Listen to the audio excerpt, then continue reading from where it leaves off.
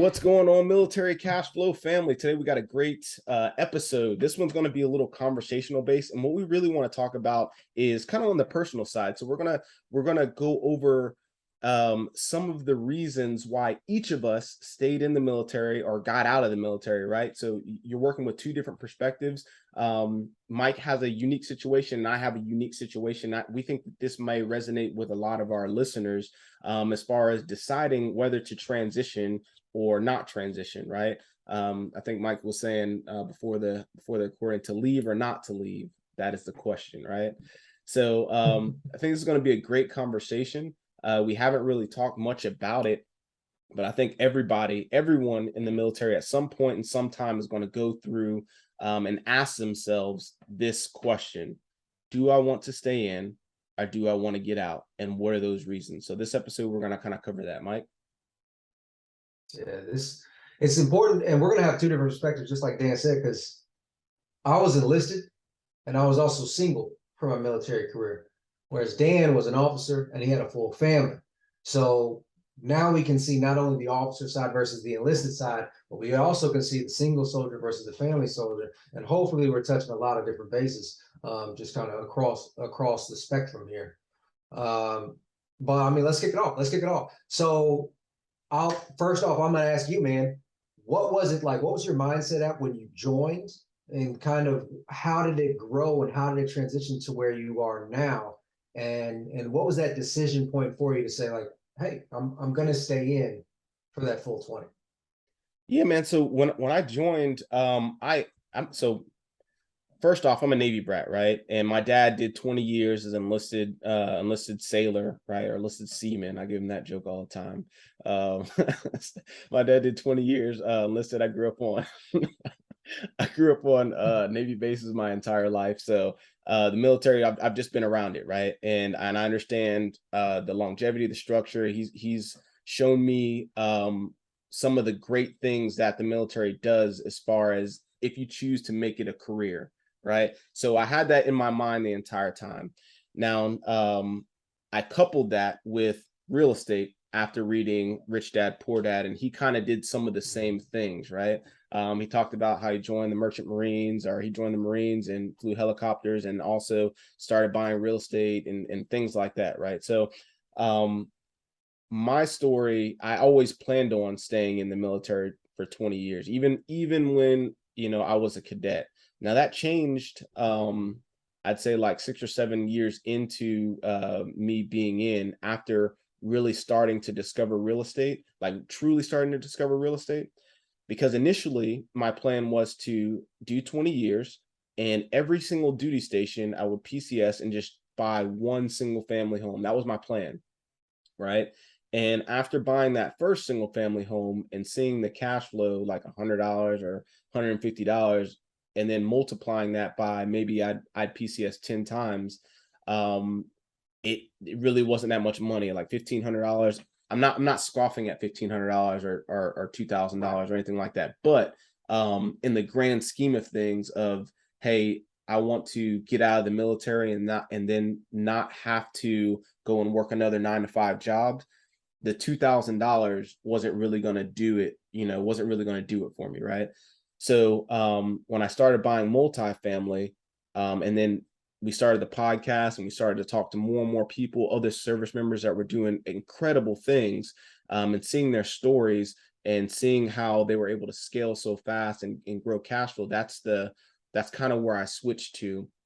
And that's kind of what I shifted my mindset to. And at a certain point in my military career, like around year 7, year 8, I was getting out. And me and Mike had several conversations about this, and you actually helped, helped me transition, or you gave me a lot of things to think about. I'll put it that way, right? So that's pretty much my story in a nutshell. That's why I joined. I always planned on staying in 20 years.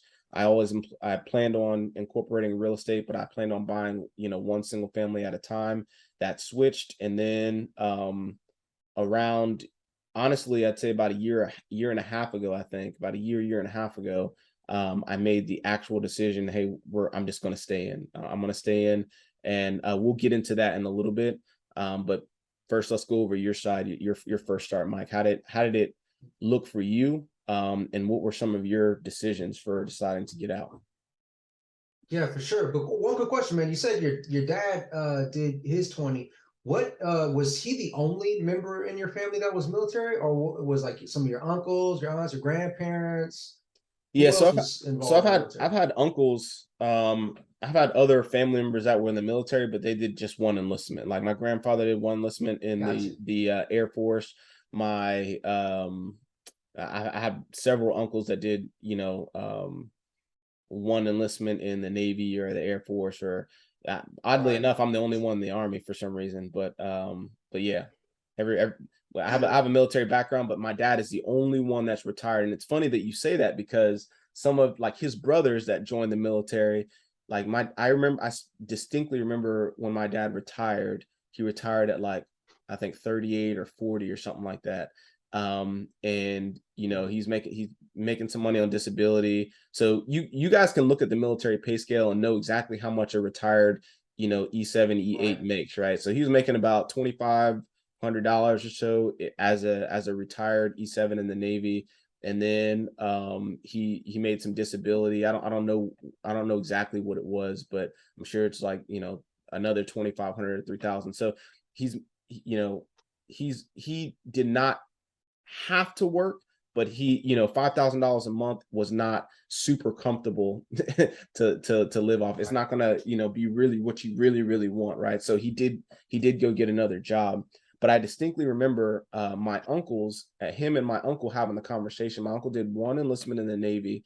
And he's like, man, my dad's name is Dave. He's like, man, Dave, I wish I would have, did 20 years too. I wish I would have went ahead and stayed in. And now, now I see you, you're retired. You're taking advantage of all the opportunities and things that come along with that. And he's like, man, I wish I would have did it too. Cause that's just what was on his mind. Right. And that kind of stuck with me. This was me at like, I don't know, 16 or no, I had to be like, I don't know. I had to be like, I was younger. I was like, I don't know, between 18 and 20 something, like somewhere around there. But yeah, I distinctly remember that conversation. So I guess that kind of little stuck with me a little bit, and then I kind of went from there. So Carried it over, yeah. Because for me, I was like, nobody in my family that I was aware of was in the military. Because I actually grew up, I was right outside of Fort Hood in Killeen, Texas. And I would see the dudes walking around in uniform, but I didn't know what it meant, you know what I mean? Because there was nobody in my family that could tell me. Well, fast forward, I'm in college now, and my dad tells me that his father served for a small tour at one point in time, and my aunt had served in the Navy for another point in time, but it still didn't really mean nothing to me. And then all of a sudden, I needed money for college, right? So it's like I wasn't cutting it. I was trying to work a couple jobs. I was like, bro, this thing just started to dig a hole in my pocket. What are my options? And I just happened to walk across a recruiter, a National Guard recruiter. And he was like, yeah, man, get your college paid for it. Here go $20,000 for the bonus. So I was like, enough said, let's do it. Once I got in it though, I actually excelled very quickly at it. Like I was an 88 Mike in the National Guard. And the first little summer break I got, I was performing so well in my unit that I was able to go to airborne and air assault school. So as an 88 Mike with 6 months in, I already had double badges. I was scoring like well over 300. I was like, I'm kind of good at this. And it's just like anything else. When you're good at something, you start to feel like, damn, maybe I can make something out of it. So ended up graduating college. I went to SF and all that other good stuff. And I mean, I was having a blast. In my mind, after that first year in the Guard, I was like, oh, I'm going to make a career of this. 25 years, 30 years, like I'm going all the way. And then just many different things changed. First I thought I was going to be an officer, then I stayed enlisted, this and that. And then, I mentioned it several times on other podcasts, but I just started to realize that the hype of or the allure of like being a combat veteran and doing all these things, Hollywood played a lot in the mental expectations of it. And it has a lot of impact on you in life. And so when it finally hit me, I was like, damn, yeah, I can continue to do 20, and God bless everybody else that does 20, especially when they're being torn away from their families, going through multiple divorces, and they still choose to go out and do their thing. But it took a large toll on me, and I just had to make that decision. I was like, man, I can't do 20 more years of this without figuring out what's wrong with me first and getting this thing kind of situated. So I kind of stepped out. And then to your point about the real estate, man, because I knew I had to make that step out, I was trying to find everything possible. And again, I tried to find what I was good at. So I did all that Amway stuff. I did all the part-time gigs and doing all that. And I just wasn't good at it, man. And then I found out I was house hacking at the time. And then, me in my mind, I was like, I'm already house hacking. That means I'm a real estate investor. What else can I do, right? So I started looking around. I tried wholesale, and even though I dabbled in almost everything you can think of in real estate, I started to find out what I was really good at is making creative deals happen and then selling, as a broker. So I was able to get that set up. And by the time, what I realized was, to your point, your dad worked over 20 years. He retired with 2,500, something like that, and then maybe got disability for another 2,500. In my mind, as enlisted, even in SF, we get a whole bunch of bonus pays, a whole bunch of them, and I'm grateful for that. But when you retire, none of that matters. It's only on your base. So I'm like, all right, cool. If I do 20 years, retire E8, E7, I'm making $2,700 for the rest of my life. But I turned around and I replaced my income. I increased what I was making with my W-2 just in real estate sales and flips and all the other stuff. I was like, bro, it's a no-brainer. Why would I even stay? And so I made that transition out. Not long, but on the flip side now, hindsight being 2020, I'm actually interested in getting back in, but only in the guard. Because I do miss it, and I'm in a much better place mentally after going through therapy and things like that. I feel like I don't need to compartmentalize anymore. You know what I'm saying? I can actually have a separate thing with family and work and enjoy being around the right people again. But that's pretty much how it kind of journeyed to where I'm at now, man. And so with that being said, the next question I have for you is, how do you see your future developing now? Now that you know you're staying in 20 years, how do you see that future playing out? Any sort of special assignments with the military, any special career changes? And on top of that, now that you know real estate's a big piece of it, how do you plan to incorporate real estate into that future as well? Yeah, so like I know we keep going back, but I had a question for you as well while you were going through that, because I was gonna ask you something very similar, because at first it seemed like you realized fairly early on that, hey, if I retire, then I'm only going to make this amount. So you did have like a money component to it, right? But it seemed like other things were weighing. There were more, I guess, larger things that were weighing on your decision to get out versus just the money, because you saw that you could replace. You saw that you had the potential to replace it through real estate and doing things like that. Yeah. So to be honest, I'm a realist, right? Cut it any way you want to slice it. I'm a realist. So even before I ever joined the military, I literally told myself, and I told, my family members, I was like, look, I'm having fun. This is a great way for me to have fun, and I can decide what I want to do later. All right. That was a decision I made from the beginning. But in the back of my mind, I was like, no, I'm going to do 20 years because it just makes sense. Like, you retire in 20 years, you get a check for life. It wasn't until I realized how much that check was, I was like, no, hell no, right? But everything I did was because I was enjoying the military. So even when I went SF, I mean, you can talk to all the job recruiters, transition specialists, and everything. They say, if you're going to be in SF, choose a job, a role or a function or MOS that has the ability to transfer out for a lot of money, like a communications guy with the top secret clearance, a medical professional, so on and so on. I chose the one with the least amount of, I was an 18 Bravo, which basically says, if you put that in the transition system, it says you can be a security guard. And I'm like, what? Like, are you serious? So, but I said, I want to have fun. I want to learn more about guns. I want to go to some of these unique schools around guns and things like that.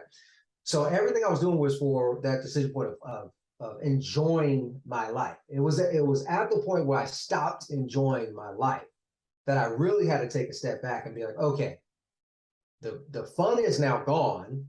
It was never about the paycheck, but the paycheck's not that much, right? Comparative. So what now? Like, if I'm going to continue to push through this to where I hate it and I hate myself for putting myself through it, because the military is contract by contract. It ain't like, hey man, I'm getting my 2 weeks. You know what I mean? So it's like you get stuck in it, and then you do another 4 years or whatever, and then before you know it, it's like, I might as well do another 4. And a lot, I didn't prepare for the transition. and so much can change in 4 years. And I mean, that sounds like that's exactly what Yes. happened to you. I mean, like, so much, you can be having the greatest times years 1 and 2, and then shit, Yeah. man, now year 2 and 3, it's like, or year 3 and 4, it's like, man, I can't even do nothing. Like I'm stuck, Yeah. so. Yeah, even think about so say you're having a great time in the military, but now there's a death in the family, a significant death right back home, and now it's like, oh, you're the breadwinner, you really want to be around your family. Now it's difficult to break that contract, right? And there's some programs involved, but I mean, still, it's not as easy to like, hey man, I got to go 2 weeks, I got to find a job down there. Yeah. Man, it was a challenge.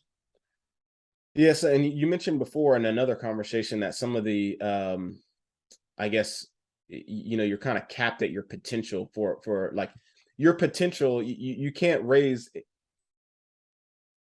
You could do the job of an E7, right? But you have to do your time as an you have to have a certain amount of time in service as an E6 before you jump to E7, right? And your pay is tied to that rank as well. So I thought that was interesting when you said it before as well. Like, hey, I can only grow so much in this where I'm at right now, and I can only grow so much and so fast, right?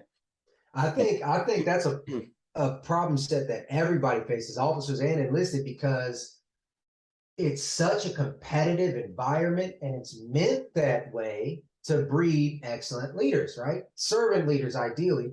But I mean, think about it. If you only have one promotion slot for whatever, lieutenant colonel or for E8, that means all E7s that want that E8, and all the majors who want that lieutenant colonel, they're going to fight tooth and nail to get the best OER, to get the best this, the best that. And so now it's great. It's great for the environment and for the culture. But what happens now is you have tons of people, working way above their pay grade to try to get this new status, this new promotion or whatever.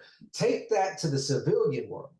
If you're one of those working out, even if you don't get promoted, you might get a raise, right? You might get assigned to a new position where you're just like, oh, you're doing more of it. Let's get you over here. Now as a raise and a title. There's more avenues to go. Or you can leverage. A lot of the military is is much more lateral moves before you can hit the rank improvement, but there's only a pay increase when you get the rank improvement. It's just like, it's frustrating for sure. Yeah, so I guess the plan moving forward, you asked a question earlier, the plan moving forward and how I plan to tie real estate into it. So I kind of mentioned before, I didn't I went through the only single family space at once, thinking I was going to buy one every single duty station, and realized that wasn't, that really wasn't going to get me where I wanted to be at the end of the day. At the end of the day, I wanted to be able to retire and then have the ability to choose who I want to be with, when I want to be with, and what I want to do at any given time, right? So that was the end state goal always, right? In the single family space, like at least doing it once, buying an actual primary residence every single duty station, that wasn't going to do it for me like I originally thought it was, right? So after making the decision to stay in, I still had to figure out, all right, well, I mean, my wife and I are both dual military. We make a pretty decent income. We were able to save, well over 40%, like a well over 40% savings rate. So, all right, so how are we going to still incorporate real estate, and how are we still going to get to our in-state goal, with everything said, with that all said? And how we plan to do it is basically, continue our savings rate and then buy a multifamily once every 1 or 2 years. And by the time we get out with our retirement plus any disability plus the real estate, that we have at that time, the cash flow from the real estate, that's going to give us that option to be with who we want, when we want, how we want to do it, and all that stuff, without really having to worry about any kind of income.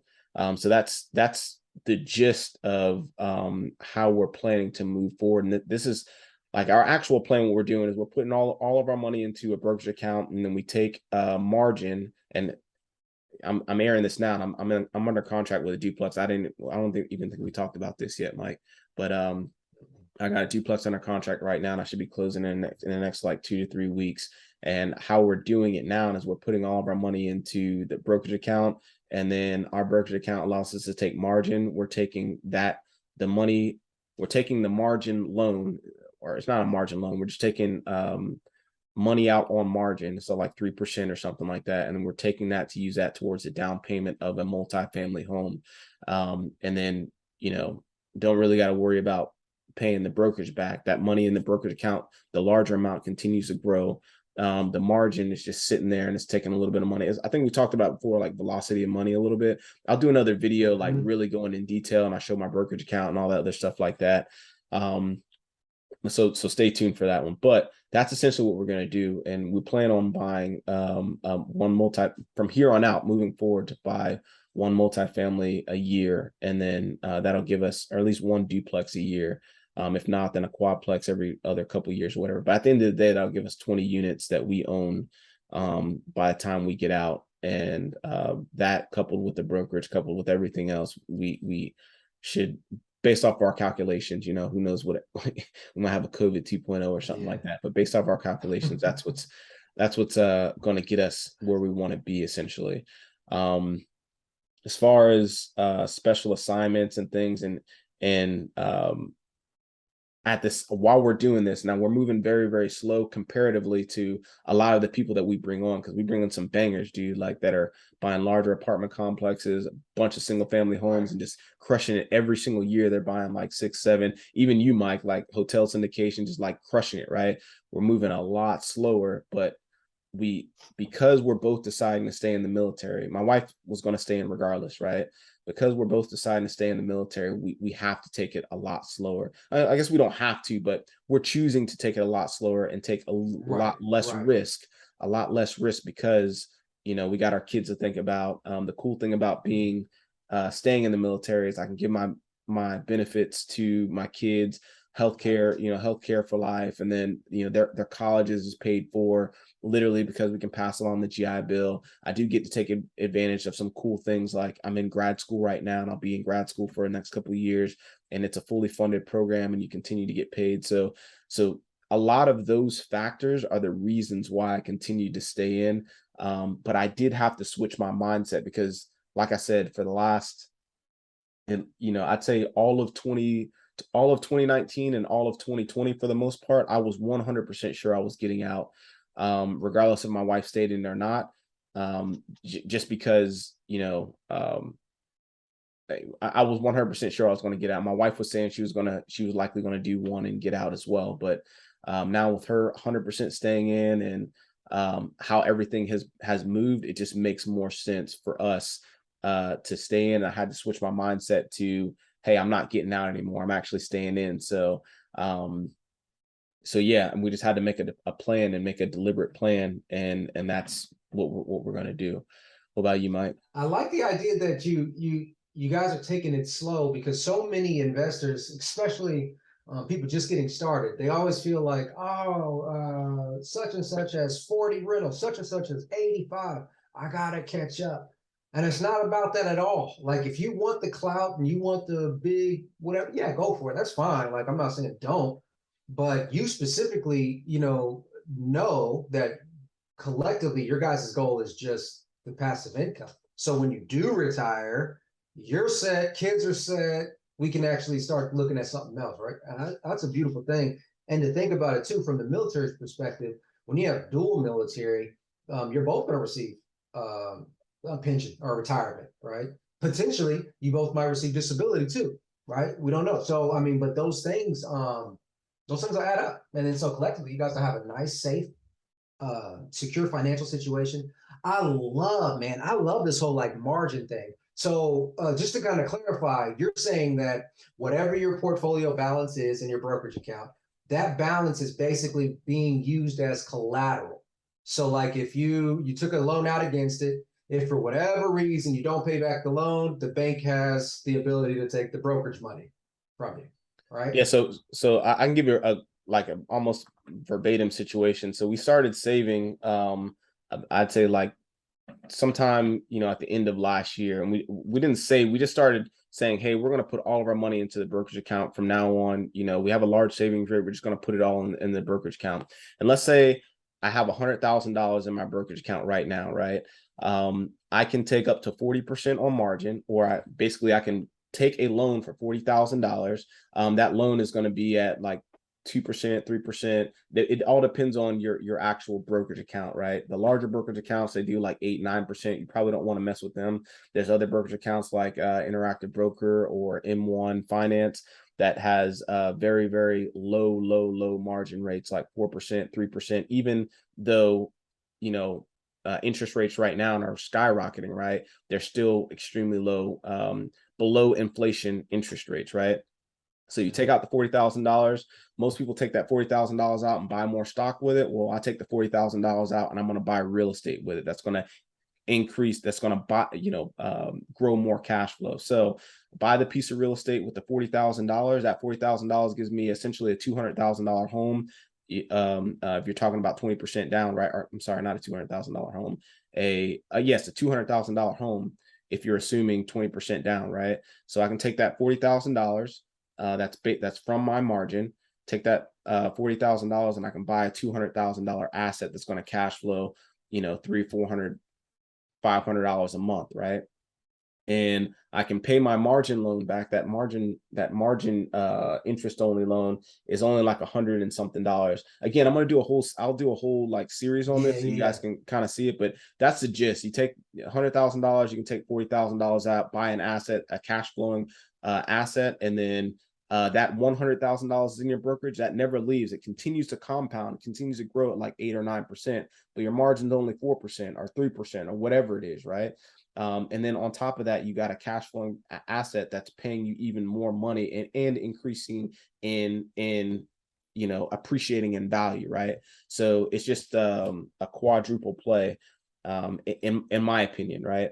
So it's an awesome strategy, I think. And if the worst thing that can happen is the stock market would have to fall by 50% in order for me to get what's called margin called, right? So I took a loan out for $40,000. Once my account, if let's say the stock market dropped 50%, and now I had my new balance was $50,000, but I still owed $40,000. Well, now the bank is going to do what's called a margin call, and they're going to ask for me to put more money into my account, right? I don't really have to worry about that because every single month I'm putting a set amount of money in there anyway. So theoretically, if you look at the numbers, I should never get margin called unless the stock market drops like 80 or 90%. Something ridiculous would have to happen, worse than what happened in COVID, which historically the stock market has not dropped more than 60%, even in 08, 09 time period. So something ridiculous would have to happen in order for me to truly get margin called in the way that I'm doing things. So yeah, that's the tried and true infinite banking system. So a lot of for the audience, you guys might hear infinite banking through whole life insurance policies. That's the way that I do it. But doing something like that, what Dan's talking about, is just as credible and happens all the time. One of the biggest cautions and red flags out there, if you really watch the truly wealthy financial, I don't want to necessarily call them financial advisors, but I'm talking about like the Warren Buffetts, the people that own these large firms. They say do not buy more stocks on margin. All right, hey, listen to whoever you want to, but I'm talking about the billionaires said do not buy stock on margin. Some of these other couple hundred millionaires might say it because that's their game, but think about that. Dan said if that shit drops, now he has to put more money in. Well, imagine this: $100,000. You take out 40,000. You put 40,000 into a stock. That stock plummets. Now what you gonna do? You're gonna be fucked, right? Excuse my language. I forget where I'm. No, we're on YouTube. We're good. Thanks. But anyway, yeah. So keep that in mind, man. What about you? So for me, yeah. For me, I guess my plan moving forward, man, is there's a lot of things going on, man. I'm at that phase right now in my life where it's like what do I want to be when I grow up? You know what I mean? I've been blessed to receive or to achieve a certain level of financial freedom to where now it's like I don't need to go out and make large sums of money. I have revenue streams that are bringing in enough, and I live a very like modest lifestyle. I still have an old Dodge Dart. You know what I mean? I'm not going out and buying fancy things. But there's always that desire for a little bit more, for a little bit higher quality of life, and or for the ability to even like get back to the family and stuff. Like I'm not that level yet as far as like a passive income. So now that I'm looking at it, I'm thinking, well, for real estate specifically, I'm going to continue. I'm stabilizing my portfolio as it is, meaning I'm probably going to sell off the non-performers. I'm working on really trying to increase the rents and decrease the expenses on other properties. Doing some 1031 exchanges, and I'm just trying to really optimize what I have. I don't need to buy any more in the moment. But once that happens, then every 2-3 years, I just want to buy another 10 to 30 unit complex. 2-3 years, 10 to 30 unit complex, and just kind of acquire those slowly. But as far as like what I'm doing in the future, I just mentioned in this video, I am looking to rejoin back into the military, into the National Guard. It'll be SF National Guard. I have some other schools and experiences that I want to explore. So hopefully I'll get the opportunity that, I don't know, I am 100% disabled. So there's this entire medical waiver process that I have to even get through before they'll be like, all right, okay, we'll think about getting you in, right? So it's a whole thing. And I know I told you this, man, but for the audience out there, I'm pursuing taking speaking a little bit more serious. So my goal is to really kind of refine my speaking ability and then start going out to different stages. My audience will be real estate investors, small business owners or entrepreneurs, and then the military, right? And try to get on many platforms as I can and try to help add value to people's lives. But I really enjoy engaging with an audience when I can. The struggle now is how do I monetize it? You know, and I'll figure that out. And the only reason I need to monetize is because, I mean, hell, if I'm traveling and paying for flights and paying for hotels, I at least need to cover that, you know, at a minimum, right? So so I'm working on that. But yeah, so, man, it's kind of all in the air. Yeah. So I know you talked about the plan of getting back in the middle. Well, first off, if you haven't heard like Mike speak, so just for you guys to know, I mean, you can kind of hear.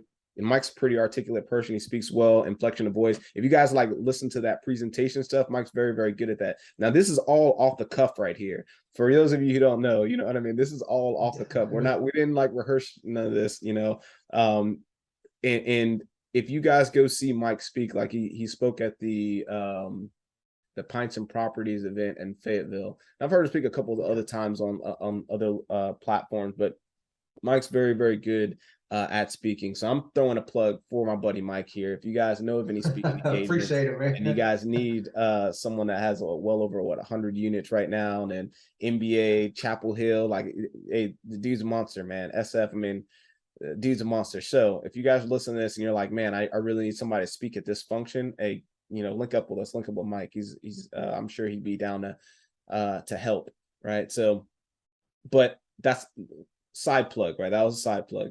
But yeah. my actual question was how I know you said going back into the Guard, join the Guard again. If you do that, one, how are you going back like SF? And then two, how are you going to still incorporate, I guess, real estate into the mix? I mean, maybe you kind of answered that because you said you're just going to go a lot slower now, but what is that going to look like for you? Yeah, so to go back Guard, I only want to really go back Guard if I can go SF. I thought about going back to the Guards like OCS program and going officer route, but there's two different ways. You can do the accelerated way, which is I can't remember how many months back to back, or you could do the long-term or traditional way in the Guard, which will take you 2 years to get to the OCS program. And I'm just like, I don't know if I want to. I'd be okay with accelerated. I just don't think I'm ready to do that now. And the longer way, I don't think I want to commit to that right now in the moment. So if I go back, I'd like to go SF because I can just jump in. It's plug and play. Now, the way I'm hoping it works is I'll still keep my disability, and I'm only drilling for points, which means I'm drilling towards retirement. So, after my 10 more years or whatever it is, I got to figure out the Guard number plus my active. Then I'll be able to retire and I'll be able to receive a pension just as if I did the full 20 years active duty. I don't really know how that looks right now. I don't really know how it looks, but for me, I really just I do miss the experience. I wake up sometimes like just this morning, no lie. I was eating breakfast, drinking some coffee, and the sun just barely crept through the clouds. And when it hit me, I felt like the little chill. And then, when your heart warms up, just like when you're out in the field, and it's like you're pulling duty all night, and then all of a sudden, and it just hits you comes like, up. yeah, and the Bob comes out. It just feels good because you've been called all night. I felt it again, and instantly my mind went there. You know what I mean? Like it could have been me going on a ski trip or whatever. No, it went back to the damn military. So I do have some nostalgia pieces that I really do miss. So that's what that looks like. Now, as far as incorporating the real estate into it, just like I said, being in the guard is the best part because it's not a full-time commitment, right? Being an SF guard even offers a slightly more amount of flexibility, which means I can go for, I can do all my year drills in maybe a month or a month and a half span instead of having to go every month, blah, blah, blah, blah.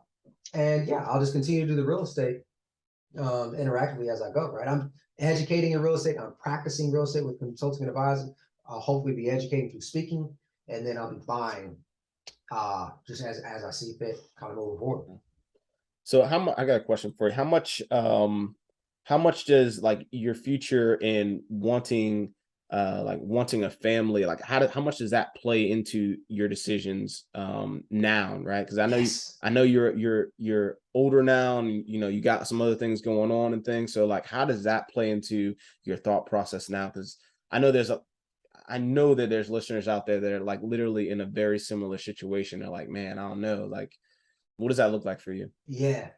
Yeah, I'll tell you what, guys. So, you know me, I was single, ready to mingle for a long time, but I'm now in a committed relationship, and now we're talking about marriage, talking about having kids, all these other things. And so it really kind of put me back in the perspective, like, what are some of what I feel are my responsibilities as the man? One of that is being able to protect and provide, and one of those provisions, if you will, is healthcare, right? So I've explored healthcare for a long time, but me being VA disabled, I get healthcare through the VA. It's not the best, but it's there. So now I'm thinking about, okay, what happens now if I have kids? What happens now with all of this other stuff? So I thought about even going back and get a W-2 job. It doesn't really sit well with me though, because I'm just in the mindset of an entrepreneur, but I'm willing to sacrifice if need be to get health insurance. But another reason, and I'm glad you brought this up because I completely forgot. The whole reason I started looking back in the guard initially was solely because of healthcare. So I can get healthcare for myself, my wife, and I think up to 4 kids for somewhere around $270 a month, $270, $290 a month, which is extremely cheap. So I was like, man, yeah, I will absolutely go to the guard. Now I'll suck it up because that's much more important, And then at that point in time, I wasn't even thinking SF. I was like, just put me in at something, like just throw me in there. But then I started looking into the other stuff. So that's a really good point, man. It has changed my mind as far as like what other, and then with why I don't want a W-2 per se is because that will take away a little bit of time that I have with the family. I'd much rather stay in that entrepreneurial role going around and speaking because I get to choose what engagements I take and which ones I don't, so I can be there to spend a little bit more time with the family. So that has the big part of my decision making.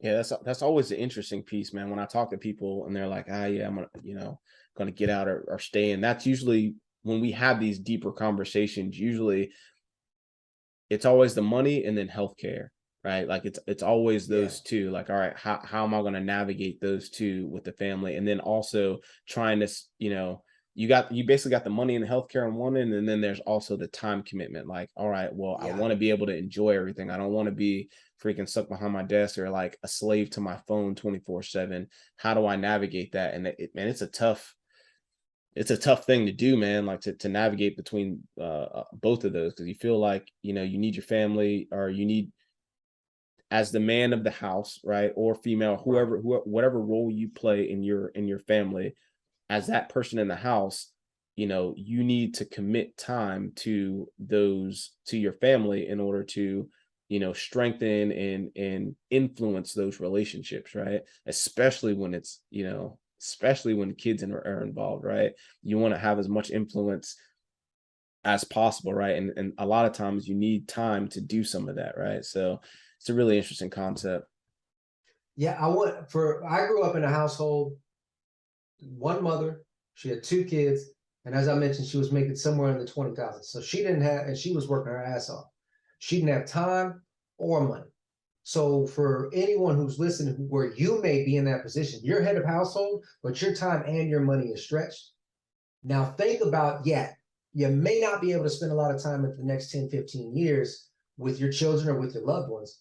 But if you started taking action today and you started applying just some of these concepts a little bit by a little bit, and even if it does take 10 or 15 years, you can now spend more time with your family at that point in time, or more importantly, be able to change that cycle so your children and loved ones may be able to spend more time with theirs, right? So keep that in mind. Like this whole channel, this whole platform, although it's targeted at the military, it's about changing your mindset on life, changing to a lifestyle that you truly deserve and that you desire. Right. So just keep all that in mind.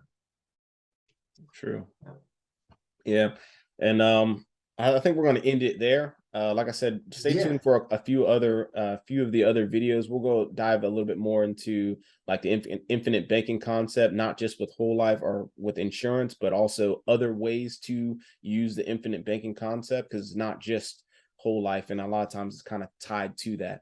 But yeah, we'll do some more in-depth videos on that, and kind of show you some of the numbers and what we're looking like and things like that. At least I'll kind of go over what my plan is and for the next 10 years.